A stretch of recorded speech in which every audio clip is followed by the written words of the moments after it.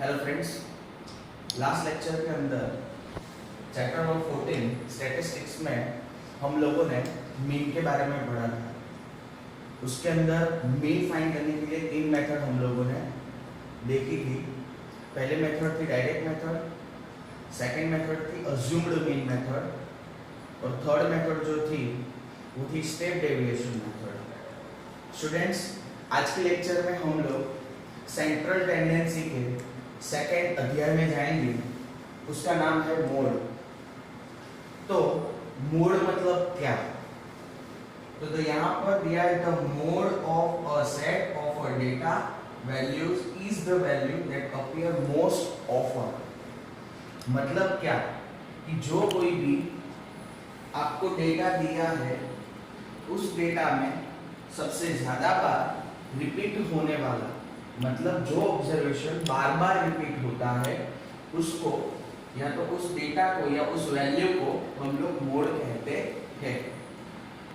Friends, standard 9 के अंदर हम लोगों ने मोड फाइंड करने के लिए जो अनग्रुप्ड डेटा दिया था तो सबसे पहले उसको ग्रुप्ड डेटा के अंदर कन्वर्ट किया था और मैक्सिमम टाइम या सबसे ज्यादा टाइम जो ऑब्जर्वेशन रिपीट हो रहा होता है उसको हमने डायरेक्टली मोड बता दिया था।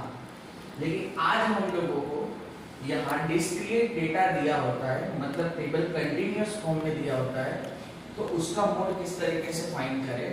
तो उसका फॉर्मूला सबसे पहले देखते हैं कि z is equal to l plus f1 minus f0 upon 2f1 minus f0 minus f2 multiply by h। ध्यान रहे यहाँ पर L मतलब क्या, so it's a lower limit of modal class. F1 मतलब क्या, frequency of modal class. F0 means क्या, frequency of preceding of modal class, मतलब जो फ्रीक्वेंसी उसके पहले वाले जो मॉडल क्लास है उसके पहले की जो फ्रीक्वेंसी है वो F0 में लेनी है। F2 मतलब frequency of following of modal class, model class के बाद वाली जो फ्रीक्वेंसी होती है उसको F2 में लेंगे और H means width of the modal class. तो यहाँ पर इतना डेटा आपने कलेक्ट कर लिया, इतनी इंफॉर्मेशन कलेक्ट कर ली। आगे हम लोग एक्सरसाइज 14.2 का क्वेश्चन नंबर 1 देखेंगे तो हमें ज्यादा समझ में आ जाएगा कि किस तरीके से हम मोड फाइंड कर सकते हैं। तो चलिए स्टूडेंट्स, आज स्टार्ट करते हैं question number 1। The following table shows the ages of the patients admitted in hospital during the year.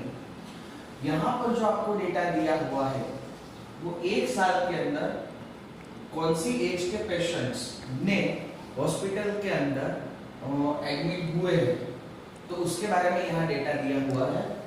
तो एज 5 से लेकर 15 साल की जो एज वाले कितने 6 पेशेंट्स जो पूरे साल के दौरान एडमिट हुए थे। 15 से 25 साल के बच्चे जो थे, मतलब 15 से 25 ईयर की एज वाले जो भी हैं वो 11 है। 25 से 35 की एज वाले 21 पेशेंट है। 35 से 45 के लिए 23 पेशेंट्स है। 45 से 55 की एज वाले 14 पेशेंट्स है। तो 55 to 65 के ओनली 5 पेशेंट्स एडमिट हुए हैं। अब ये डेटा के ऊपर से सबसे पहले तो मॉडल क्लास डिसाइड करना जरूरी है। सो स्टेप नंबर 1, किस तरीके से मॉडल क्लास सिलेक्ट किया जाए। तो आप देख सकते हो कि मॉडल क्लास के अंदर सबसे पहले आपको फ्रीक्वेंसी को ध्यान से देखना है। उस फ्रीक्वेंसी के अंदर सबसे ज्यादा बार जो फ्रीक्वेंसी आई है उसको हम लोग मॉडल क्लास कहेंगे। मतलब यहाँ 6, 11, 21, 23, 14 एंड 5। तो स्टूडेंट्स, सबसे ज्यादा बार रिपीट मतलब सबसे ज्यादा बार कौन से एज के पेशेंट्स, मतलब नंबर ऑफ पेशेंट्स जो ज्यादा है वो आपका मॉडल क्लास हो जाएगा। तो बच्चों, ये जो है 23, ये सबसे हाईएस्ट फ्रीक्वेंसी जो है 23 है। सो 23 जो है वो आपके लिए बन जाता है मॉडल क्लास। सो यहाँ पर साथ में नोट डाउन भी करते जाएंगे। L की वैल्यू क्या होगी? सो lower limit of the modal class. So model class के लोअर लिमिट है 35। दैट मींस उसके बाद हम लोग लेंगे F1 जो है frequency of the modal class. तो स्टूडेंट्स, मॉडल क्लास की फ्रीक्वेंसी कितनी है? 23। Then F0 preceding of modal class, मतलब frequency of preceding of modal class. तो इसके पहले जो वैल्यू है वो आपको f0 में लेनी है, देन आएगा f2। f2 मींस क्या? That means following of modal class, frequency of following of modal class. इसके बाद वाली जो वैल्यू है वो f2 में लेंगे, और h that means width of the modal class. तो मॉडल क्लास के विड्थ मतलब क्लास लेंथ कितनी है वो आपको देखनी है। तो क्लास लेंथ ढूंढने के लिए 45 माइनस 35 दैट मींस 10। सो यहाँ आप जान गए होंगे कि सबसे पहले बेसिक डेटा जो है वो आपको ले लेना है। किस तरीके से लिए आपको मालूम पड़ा? सबसे पहले step number 1 model class decide करिएगा। मॉडल क्लास कैसे डिसाइड करते हैं? तो सबसे ज्यादा फ्रीक्वेंसी जिसमें होती है वो आपका मॉडल क्लास हो जाता है। वो फ्रीक्वेंसी को f1 करेंगे, लोअर बाउंड लिमिट ले लेने की, वो मॉडल क्लास की। उसके पहले वाला जो भी फ्रीक्वेंसी है उसको f0 कहेंगे, उसके बाद वाली जो फ्रीक्वेंसी है उसको f2 कहेंगे, और h मींस क्लास हाइट या तो width of the modal class. Now students हम क्या करेंगे? तो ये जो फॉर्मूला है उस फॉर्मूला के अंदर ये वैल्यूज रख देते हैं। So z is equal to l plus f1 minus f0 upon 2f1 minus f0 minus f2 into h।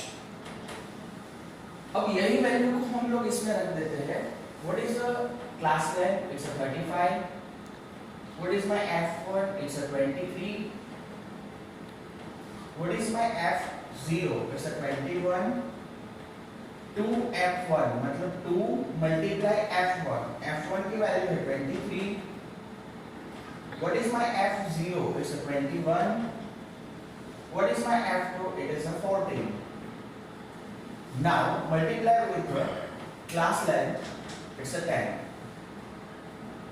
ध्यान रहे, सबसे पहले ये जो पीछे वाला पोर्शन है उस पोर्शन का सॉल्यूशन करेंगे, देन आफ्टर 35 के साथ प्लस करेंगे। सो 23 माइनस 21 इट्स अ 2।